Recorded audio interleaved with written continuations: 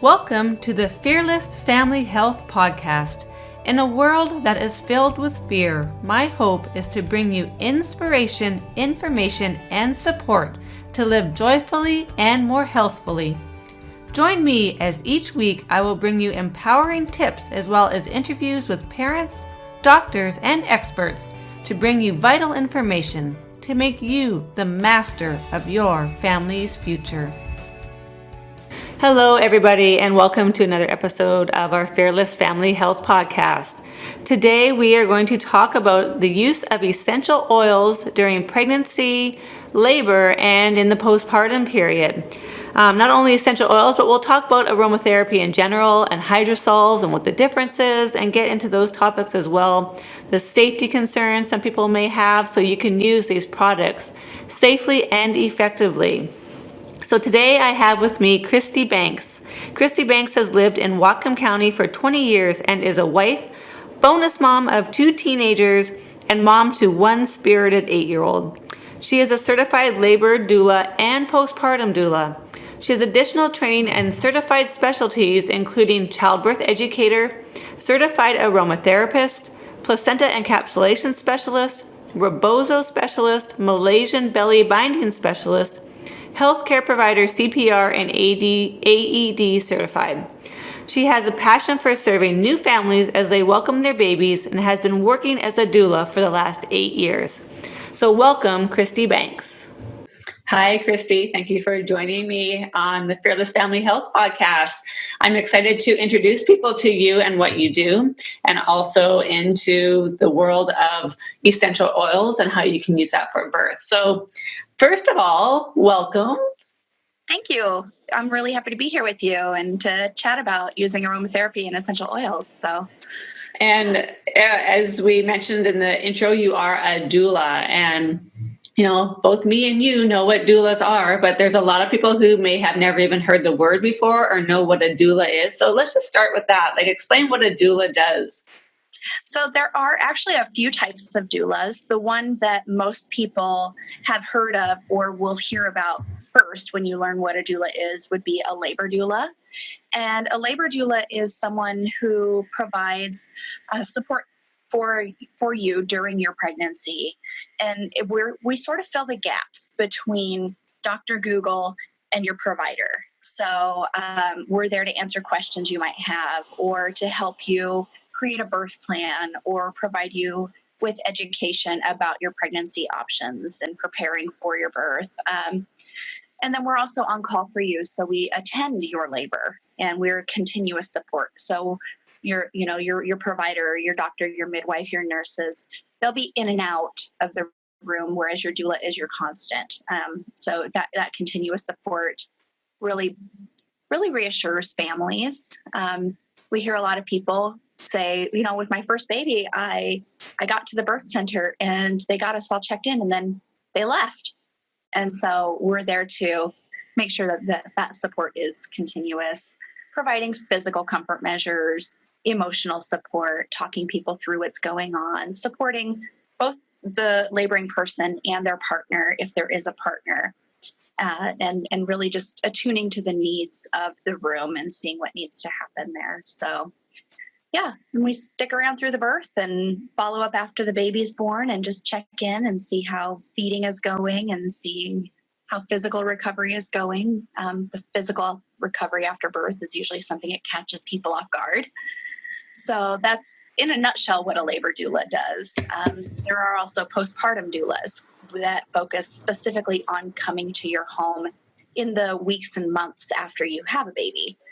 If you're struggling with postpartum mood disorders or babies going through a growth spurt or sleep progression or teething, there can be a lot of adjustments happening there. Sometimes a partner is going back to work and it's the first night or day with your baby by yourself, and that can be a little intimidating. Postpartum doulas are coming in to help you sort through what's going on emotionally, physically, help you understand your baby, help you evaluate whether or not you need professional resources like a lactation consultant or a postpartum counselor, where they're helping with light housekeeping or meal planning and prep and sometimes getting out of the house and doing the first grocery store run with a toddler and a baby, which can be very intimidating. We will go with you for that. So a lot of different ways that we can support families through this major life change. Yeah. And I think doulas are very, very important, especially in today's day and age when we don't have the support networks and systems that we once had when we grew up with our parents and our grandparents and our cousins and our aunts and uncles all in or around the same community, because we kind of spread out and now we don't have those supports. And sometimes when you do have those supports, even they might not be as supportive as you'd like or have different ideas. So I had a doula for all 4 of my labors and deliveries. In fact, I had 2 doulas for one of them to help with my kids as well as for my labor and switch back and forth and things. So I think they're so important for people. And just the stats that they have of people who have doulas with lower interventions and better outcomes with labor and delivery especially is a great, great tool. And husbands love doulas. Husbands always come back to me afterwards and they're like, I wasn't so sure about this doula thing, but thank you so, so much for making us almost get a doula. And my husband also talks to all the husbands and tells them they need to have a doula as well. So I love working with doulas. I think you guys do a very, very important job for moms. And one thing I know you mentioned your all the things that doulas do, but some people think that they have more of a medical role, but doulas do not have that medical role. So doulas aren't catching babies or delivering babies. They're there to support people. I just want to make sure people understand that.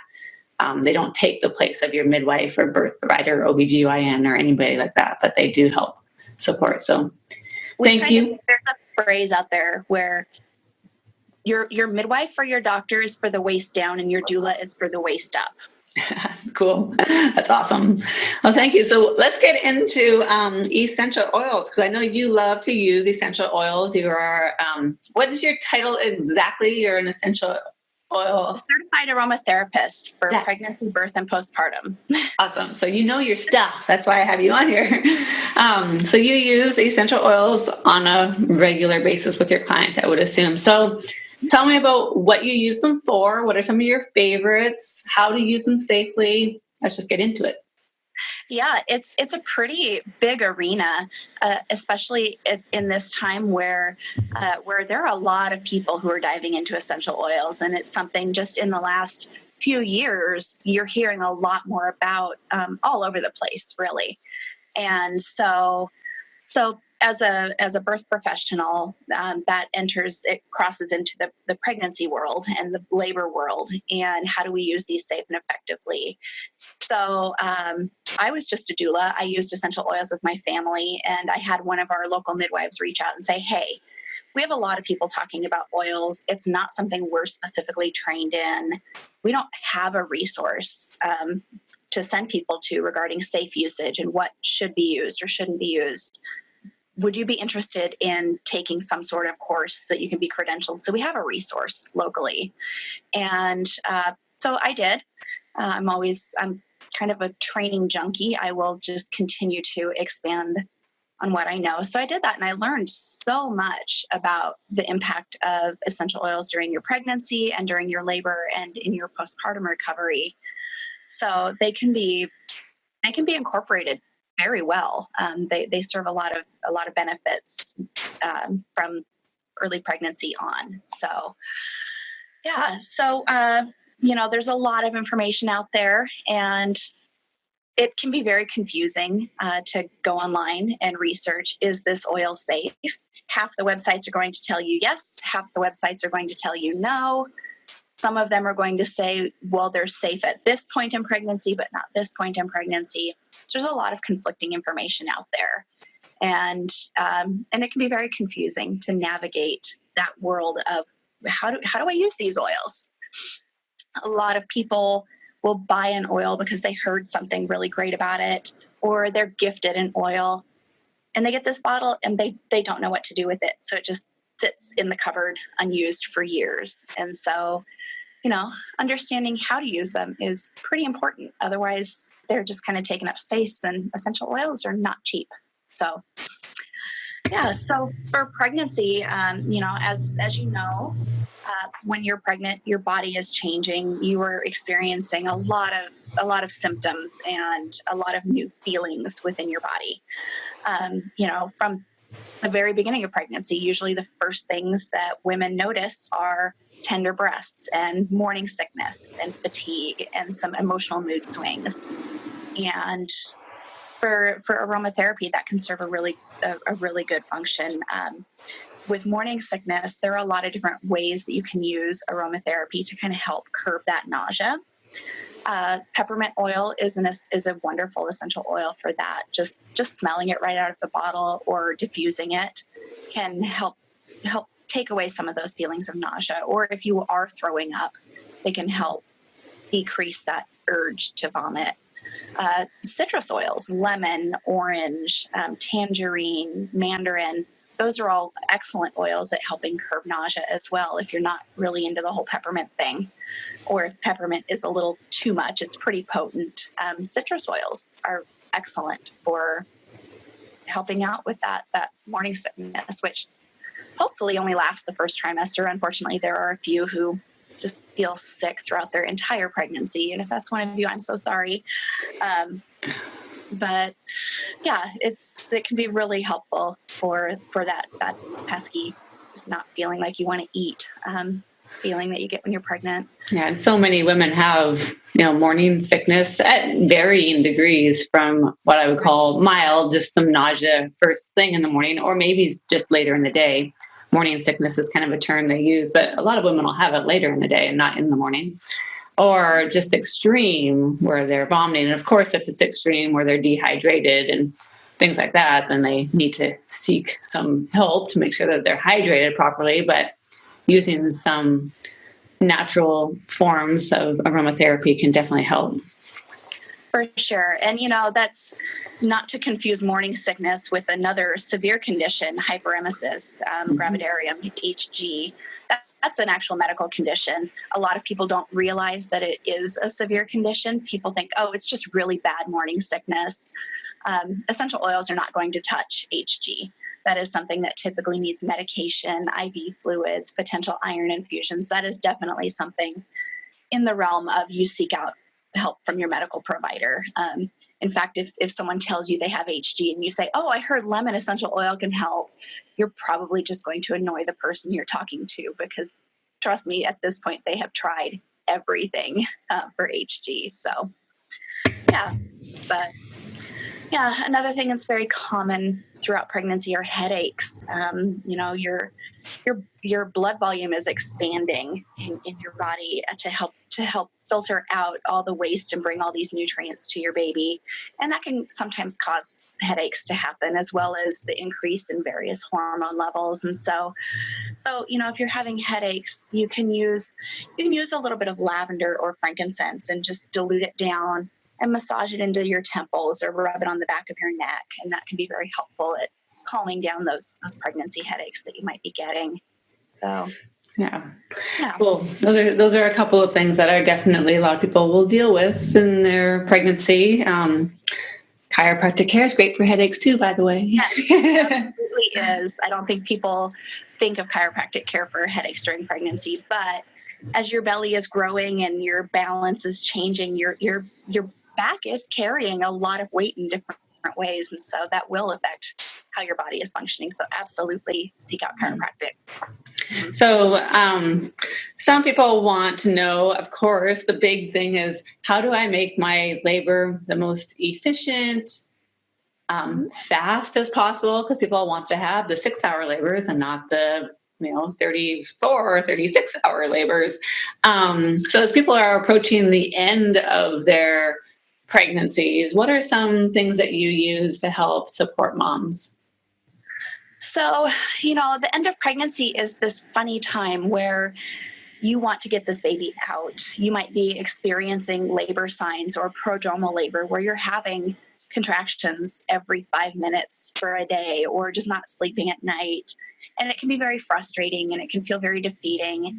A lot of people go online and they're trying all of the Spinning Babies website techniques, and they're eating the pineapple and going on the bumpy car rides and doing all the things to try to get this labor to go. And that's kind of a double-edged sword, because in doing that, and you're tiring yourself out. Your body does need to be rested before it will labor effectively. And in addition to that, if you're trying all of these things and they're not working, it can be very frustrating. So then you're releasing your stress hormones, and the release of stress hormones inhibits the oxytocin production in your body that you need to go into labor. So first, you have to really find that balance of, I'm not going to stress myself out. I'm not going to get too frustrated if things are not working. A lot of times when this is happening, it's just your baby. Your baby's just trying to wiggle and turn their head and find an ideal position or a better place to be in so that your labor can begin. If you're pushing it to begin too quickly, your labor might begin before your baby is ready, and that can potentially lengthen your labor. So being aware of that is important. So with aromatherapy, you can utilize calming and relaxing oils just to help with your emotional stability. The feelings of being frustrated and tired, or just really excited to meet your baby. You might not be having any signs of labor or any frustration, but you just want to hold your baby now. And so using oils like lavender, rose, jasmine, neroli, really even patchouli oil. Not everyone loves patchouli, but there are a lot of essential oil blends that contain patchouli, or when combined with other floral scents, can be very calming and relaxing, and just help put your mind at ease so that you can just let your body do what it needs to do. Clary sage is another excellent oil for mood stability and relaxation and calming and grounding. When you research clary sage, people will say, absolutely do not use this oil before 38 weeks because it will cause labor to begin. There's a kind of a bit of truth there, but there's a lot of myth in that. Using clary sage aromatically will not cause your body to go into labor. It is not coming into contact with your muscles and doing anything that would cause contractions to begin. So if you're smelling it out of the bottle or diffusing it into the air, you can definitely use clary sage throughout your pregnancy. If you're having contractions, if you dilute a drop of clary sage oil in castor oil, you can rub it on your belly topically, and that can sometimes help increase the strength of your contractions. I am not saying drink castor oil. I will never recommend you drink castor oil. Do not do that internally, but rubbed on your belly with that clary sage, it can sometimes help increase the strength of your contractions without some of the nasty side effects of drinking castor oil. So, yeah. So, and what about the safety of essential oils? Because that's always comes into question, ways to safely use it, and some essential oils that may not be ones that you want to really get into when you're pregnant. Mm-hmm. Absolutely. And that is so important to recognize. When you're looking for an oil, you want to make sure that it's from a reputable company, because the regulations around how essential oils are labeled, it's pretty sketchy. An essential oil only has to contain 5% of essential oil from the plant, and the rest of it could be a synthetic oil that is man-made. So you want to choose a company that is using 100% pure essential oils from the plant that is not being adulterated. And so like some people go to the grocery store or, department stores, and you see their oils set up with the diffuser. Those oils I would generally not advise to be using during pregnancy, because we just don't know what's in them. They could be fine, but they could be adulterated. And it's the same thing if you were to go to a bath supply store. They sell essential oils. Those essential oils are fragrance oils intended for cosmetic use, for aromatic cosmetic use. They are not the same plant oils as a pure essential oil that's intended for more therapeutic uses. So choosing oils that are 100% pure, unadulterated is the first thing you need to be looking for. And how do people find that out? Do you have any companies that you really love to use, or how do people find out? How do they research on their oil? They find one that they want to use, but they're not too sure. Generally, you will need to go online and do some homework, reach out to the company's website directly. A lot of people with the network marketing companies, there are two main companies, and those are typically what most people hear about first when they're introduced to essential oils. I have done a lot of homework on both of those two main companies, and they both actually do provide quality oils that are safe for therapeutic use. I know that up here locally in Bellingham, Living Earth Herbs, they sell essential oils, and those are perfectly safe to use. If you're looking for an online resource, Mountain Rose Herbs is a high quality resource for anything herbal and plant-based. So their essential oils are safe and unadulterated. So I can confidently recommend those sources. That's great, because sometimes people just want a place to start, at least they have a few companies there that they can look into. And how much can you trust even the websites so themselves? If you go on there and you go to the actual company, and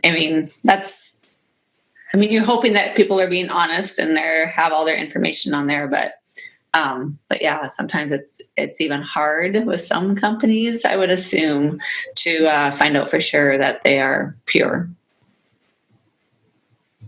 Yes. So you're looking at companies that are transparent. If a company just has a website that says we're 100% pure, well, there's nothing to back that up. What you're wanting is a company willing to share who they're doing their testing with. Are they doing third-party testing for quality, or are they doing in-house testing for quality? You want them to reveal their sources. You want to know from growing the plant to this bottle in your hand, can they provide you with the tracking and everywhere that oil has been?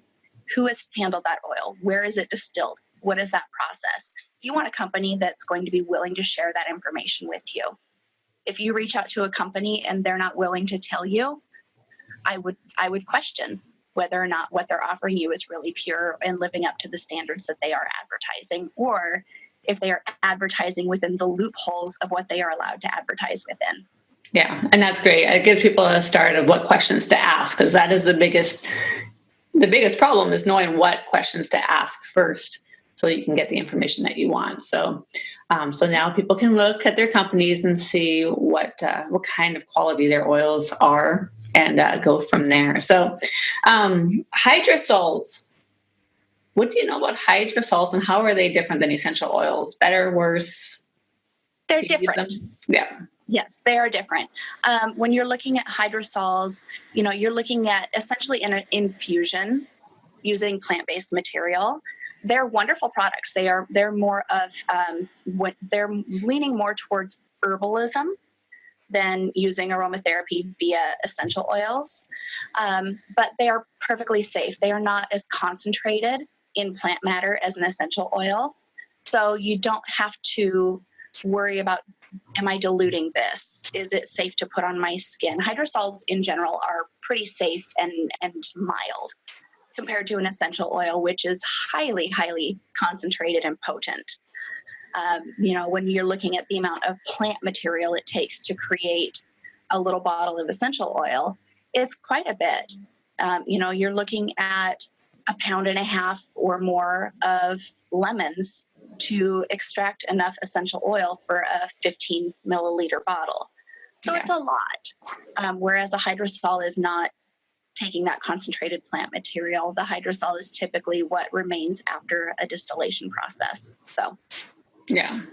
I just took a class recently, and they were making hydrosols. So you can make your own hydrosols pretty easily too at home. So I'm sure you can find ways to do that. We learned it at a local place called Raven's Roots, where they taught us how to make hydrosols out of different locally local plants that we can just get in our backyard too. So, Yeah. but they're usually not the therapeutic grade of a product, but.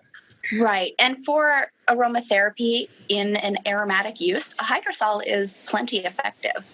The aromatic use of plants and different aromas works because as you know, your olfactory sense is is only one of your five senses that is actually directly linked to your brain. So when you smell something, it is directly linked to your brain. It does not have to travel through the rest of your body to reach your brain to create a response. And so, it's similar to when you walk into grandma's house and you haven't been there in a few years and you smell the smell and your whole body relaxes and you are flooded with all of these memories of growing up.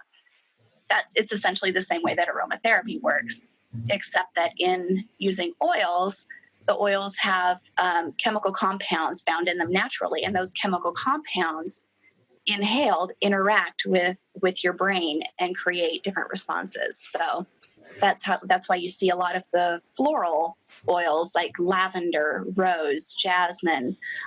These florals have calming effects because they have very similar chemical makeups. So those reach your brain and they tell your brain, oh, we're going to calm, we're going to relax. Whereas tree oils, they are very rooted and happen to have grounding effects when they are used in humans. So when we smell those oils or apply them on our feet bottoms, you feel more grounded. And so it's the way your body is responding to the chemicals in that essential oil. And I just think it's amazing how in tune we are to nature, even if we don't always feel that way. Just even with talking about oils, we are very, very in tune. Once a baby is born, I know that there are some oils that babies and young children shouldn't be around. So just wanted to quickly go over a few things that people might want to avoid after baby's born, just to make sure they're keeping their babies safe and healthy. So what are some things that some common things that people would use that you'd say maybe avoid those for the first? I think the biggest one is going to be eucalyptus. There's, and this is where it gets kind of sketchy because the science is not conclusive as to whether or not pure essential oils cause reactions in small babies. And so the general stance is just to err on the side of caution. So, things like eucalyptus that can have some negative effects in babies if used improperly. And again, it's hard to say whether or not negative effects have occurred because someone used an adulterated oil or if it was used in too high of a quantity or used improperly. So it's hard to definitively say these are the oils you absolutely should not use around babies, because there are a lot of naturopaths and natural doctors who say, oh no, it's fine as long as you're using it in this manner. So in terms of which oils to avoid, I would highly suggest having a conversation with a provider about that.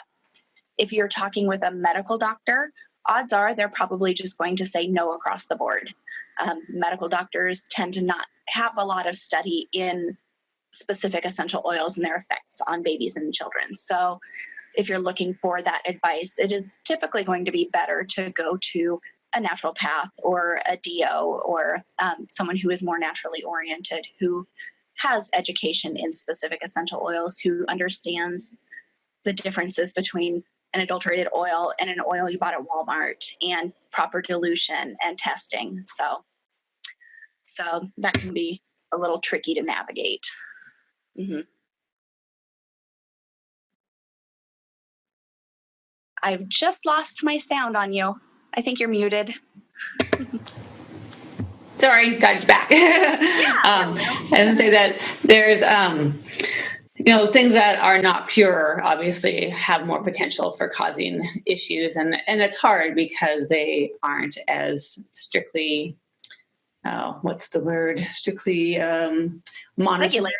Yeah, regulated, monitored as they should be probably at some point for people who are consuming them at higher and higher rates. So, yeah. Yes. So what I can say is powerful oils, there are oils that are considered hot oils that can burn your skin. So oregano, basil, some of the herbal oils can be a little hot to the skin.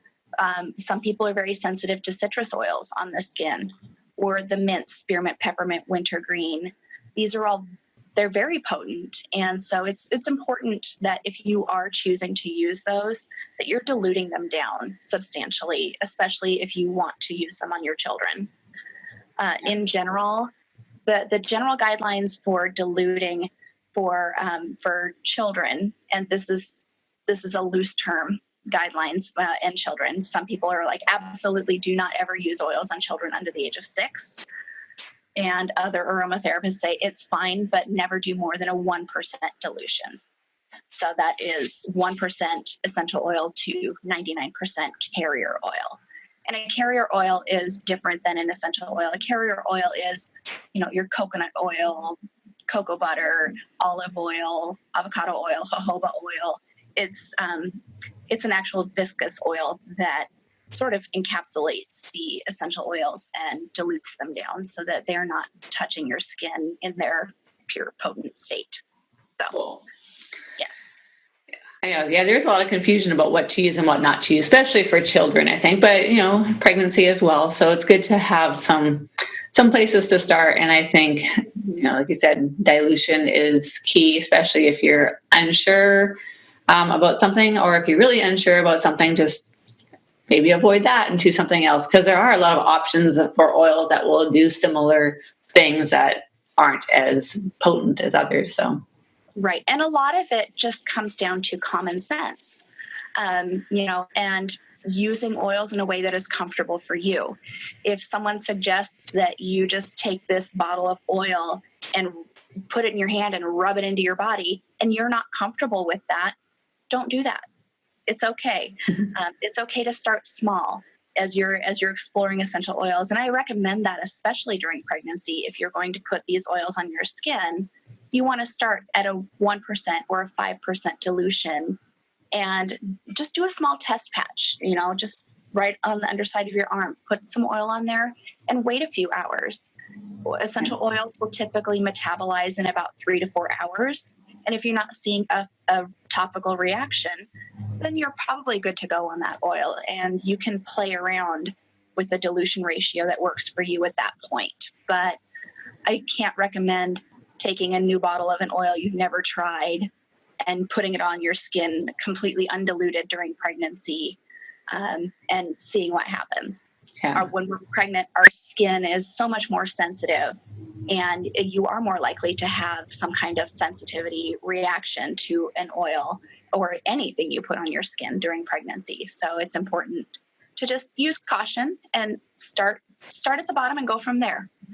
If you work your way up and you're not really feeling like you need to dilute your oils that much, it's something that you have built to and you know that your body can handle. So. Yeah, and some people are more sensitive to anything. Like some people are more sensitive to, like I said, any lotions or medications or oils or anything. So everybody is unique and different, and there is no cookie cutter approach to absolutely oils or anything really. Mm-hmm. But yeah, for sure.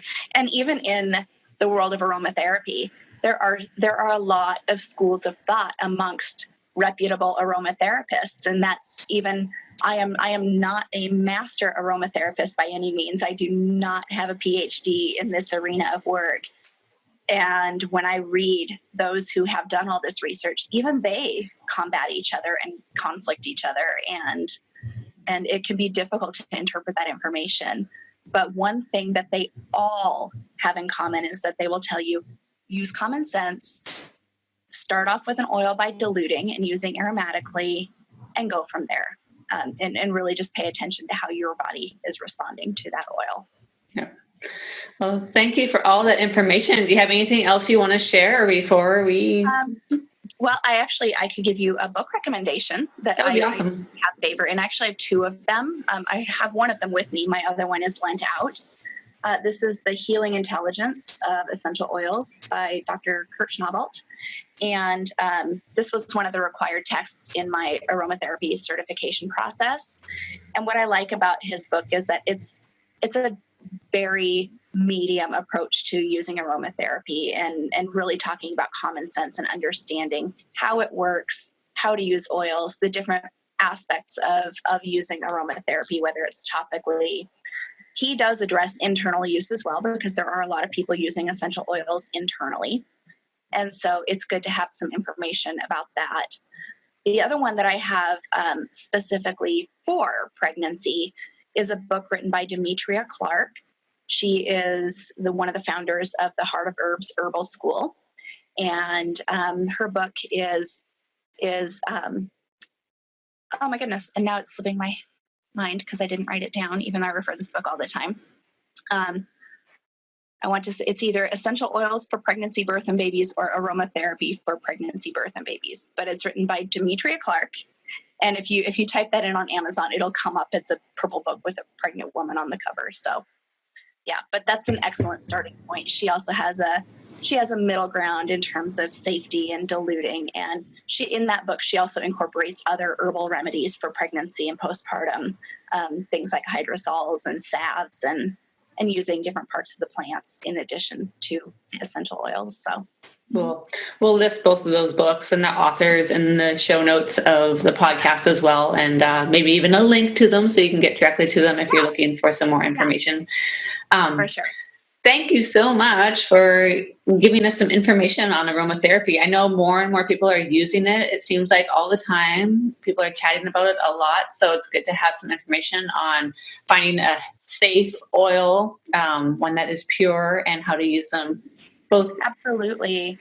It's also good if you're confused, if you just don't know where to go and your head is spinning from all the information out there, you can always make an appointment with a certified aromatherapist.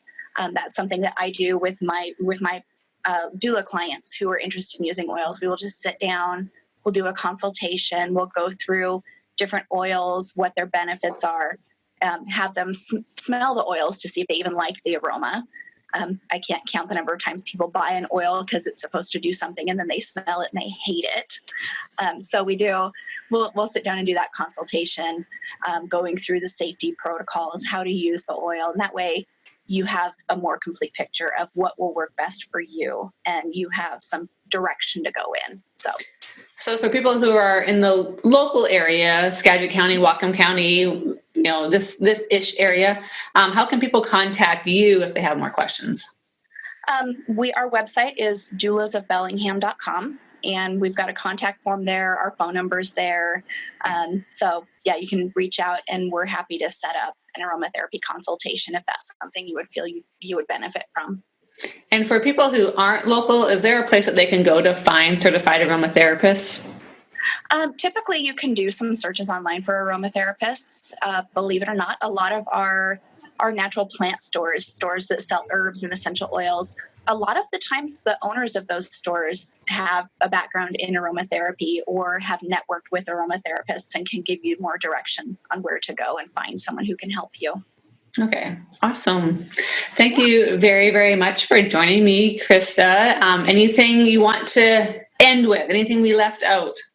Oh, I don't know. I could talk about aromatherapy for days. There are so many facets to it, but yeah, no, I feel like this was a good intro into the use of aromatherapy in this world of pregnancy and birth. So yeah. Great. Well, thank you so much for the information. Thank you so much for joining me on the podcast. And I will make sure that everyone has your contact information.